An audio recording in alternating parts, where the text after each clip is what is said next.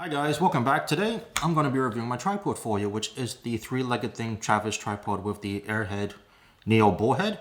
I've had this tripod for about a year and I've used it quite extensively out in the field now, which you would have actually seen in all of my previous videos before the current lockdown, that is. And full disclosure, three-legged thing did not pay me to do this video. They did not send me this tripod to review it. I got this tripod on my own after doing quite a bit of research online to try and find one that matched my needs quite well within the budget that I had. And so this is completely my own opinion as to what it's like to use this tripod after nearly a year, both indoors and outdoors, but predominantly outdoors. One thing I'll quickly say about tripods though is if you want your first one to just be a cheap tripod just to make sure you're actually going to enjoy using it, that's fine. But after that, if you know you are going to use tripods quite extensively the way I do, get the best one you can afford and do a lot of research to make sure that what you get is the most suitable for your needs. And I say that because this is actually my third tripod that I've gotten, excluding the very first cheap one. And I wish I had gone to this right at the beginning instead of the other two that I'll mention briefly later on, because it would have saved quite a bit of coin, number one, but secondly, it would have saved quite a bit of time, frustration, and everything else that comes with buying the wrong product. If your first one's just a cheap one to make sure you enjoy it, don't worry about it. But after that, get the best one you can afford and try and get the right one as well, because it'll just save you a lot of grief in the long term versus buying 3, 4, 5, 6 tripods before you finally find the right one. Which leads perfectly into why I got this particular tripod. The first main tripod I got after the El Cheapo one was the Manfrotto 290 dual something or other with the center column that could go horizontal. And I got that because it had the height and it had the stability I wanted, but I wasn't aware just how heavy it would start to feel towards the end of the day, because 2.6 kilos strapped to your back does eventually take its toll compared to 1.6 kilos. And aside from that, I also had the Manfrotto B-Free Advanced tripod, which was a lot lighter than the 290, but it wasn't as tall or as stable. Once when I was actually out using it, a strong gust of wind nearly toppled the tripod and the camera with it, whereas that's never happened with this one or the 290 dual. So that's why I said earlier, make sure you can get the best one and make sure you get the right one, because if you don't, you could have spent hundreds of dollars on tripods that are not suitable for the environments that you're going to be shooting in.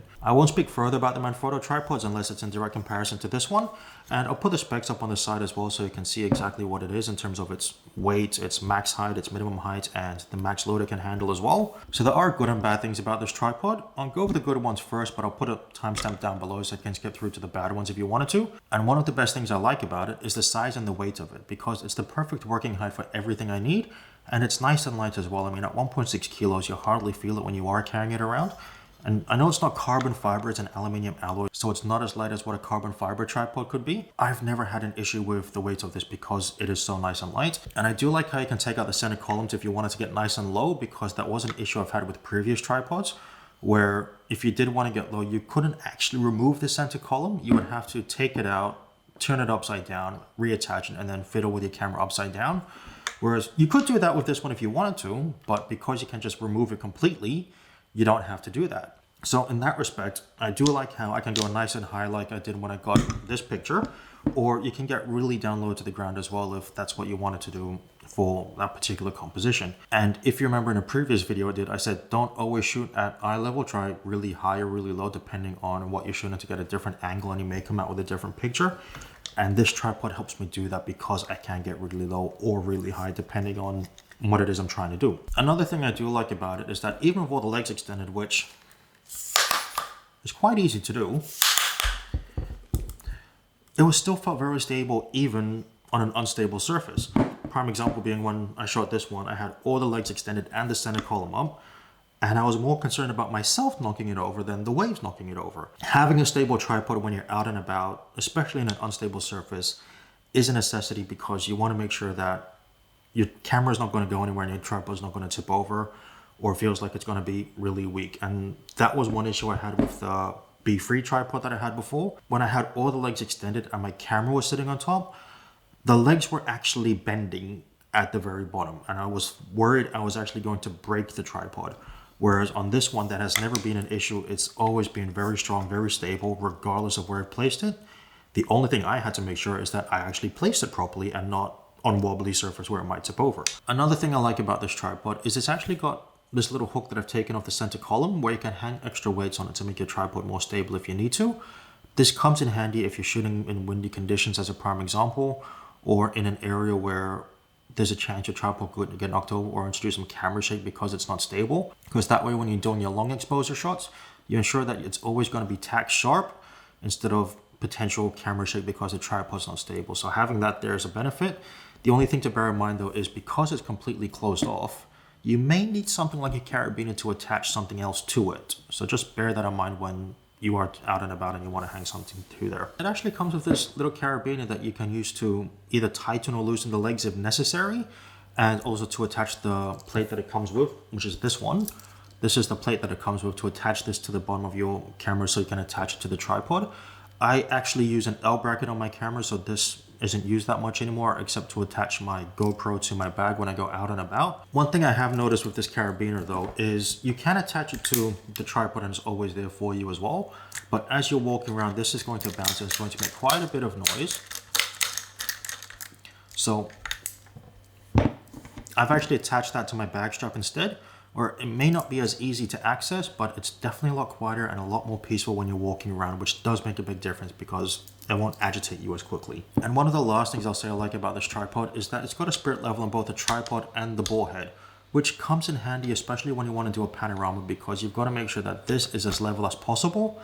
Otherwise, your panorama is going to be severely affected by that. I have made the error in the past where I didn't check to make sure this was completely flat. And then when I tried to put the panorama together, it just didn't work and I couldn't end up using it. The spirit level on the ball head also comes in handy because whilst most cameras do have a gyrosphere in there to tell you if it is level, having that extra layer of security on there to make sure that yes, you are definitely horizontal if necessary, comes in handy because that way there's less work for you to do in post-processing if you needed to make sure that your horizon was flat. And the last thing I'll say that I like about this tripod is I like the way it looks. I like the orange or bronze accents. I like the blue ball head. I like just the overall presentation of it. It is quite nice. I'm not saying other tripods are ugly and it's all a matter of perspective what you do or don't like in terms of aesthetics. But that's something I actually do like. I like having a nice piece of equipment to work with versus picking it up going, oh, that's not very nice, is it? It is available in all black instead with just the orange or bronze highlights. So you can choose between the two depending on what it is you prefer. I deliberately chose this one just because I prefer the look of it over all black. Just want to cut in quickly into this review and say if you are liking this video, please don't forget to give it a thumbs up. That would be greatly appreciated as it does help that YouTube algorithm out quite a lot. And if you want to stay up to date with future videos, don't forget to hit that subscribe button and tick that little bell so that way you get a notification every time a new video comes out. But let's get back to the review. So now that we've talked about the good things about this tripod, what about the not so great things? Because I can't just sit here and praise this tripod if that's not exactly the case. It would be remiss of me to do that. There are a few nuances to be aware of. I can't say if what I've come across as being just purely down to myself or if it's a common thing. I have done some research to see if anyone else has come across it, and so far I haven't, but I may be wrong. And the main thing I've noticed so far is that one of these legs has actually come a bit loose over time. And by that, I mean the tension level it's a lot weaker. So I do try and fix it with the carabiner that I mentioned earlier when I'm out and about. But it is very fidgety to get it to the right tension level, so it could either be too tight or too loose, and it's not something I want to always have to do, so I am trying to get it set properly before I head out, but it's just something to be aware of that one of the legs did come a bit loose, and sometimes that makes life easy when you're setting up, but also sometimes it can be very annoying when you're trying to set up as well.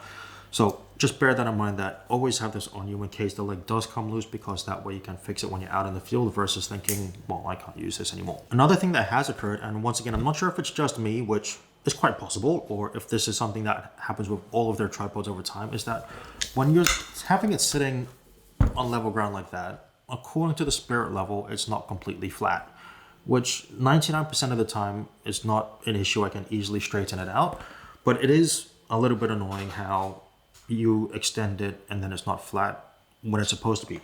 If the ball head says it's not flat, that's fine, that's easy to adjust, but the legs at least should tell you that it's perfectly flat because that's the way it's supposed to be. And I've tried it on multiple grounds, this table, the floor, the garage, everywhere, even many times when I'm out and about, although testing that one full level is not the easiest.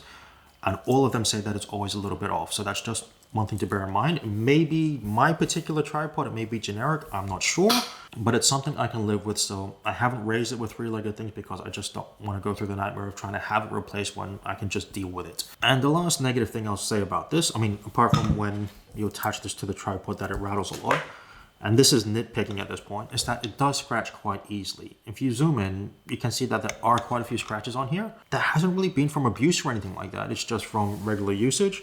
So it does, scratch off some of the black paint by the looks of it. It's only an aesthetic thing, but it's just something to be aware of, that if you want it to always look polished, make sure you don't use it in conditions like I have with the rocks and the waves and the sand and everything.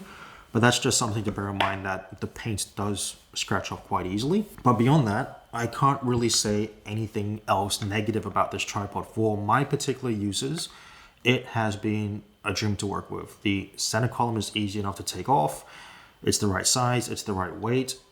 The only thing I wish is that maybe it was a little bit taller, but that's where you can extend the center column, and it hasn't faulted me yet. So would I recommend this tripod to someone who has to use it the way I do? Yes, definitely. It's not too expensive, actually. It's actually cheaper than two-man photo tripods that I had before by a significant margin, I should say. And even in factoring in those nuances I mentioned, like when it's extended, that the spirit level is telling you it's not flat, or one of the legs has come loose, those are things I've been able to manage and work with so that it's no longer an issue for me, and I can fix them quite easily.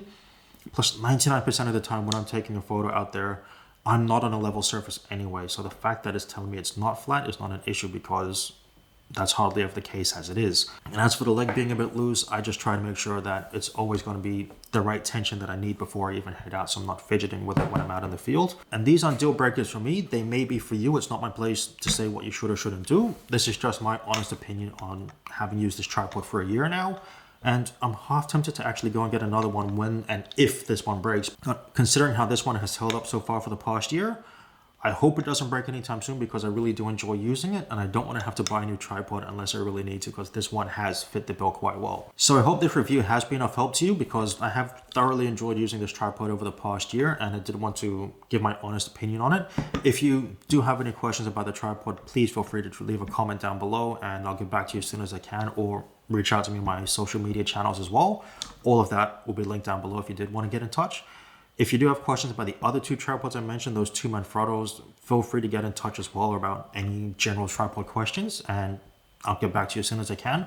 If you have liked this video, please do give it a thumbs up. That would be greatly appreciated, and it does help that YouTube algorithm out quite a bit as well. And if you want to make sure you stay up to date with future videos, don't forget to hit that subscribe button and tick that little bell. That way you get a notification every time a new video comes out. I'll leave it there for now so I don't go off on too many tangents, and I'll see you in the next video. Have a good night. Well, it's nighttime here.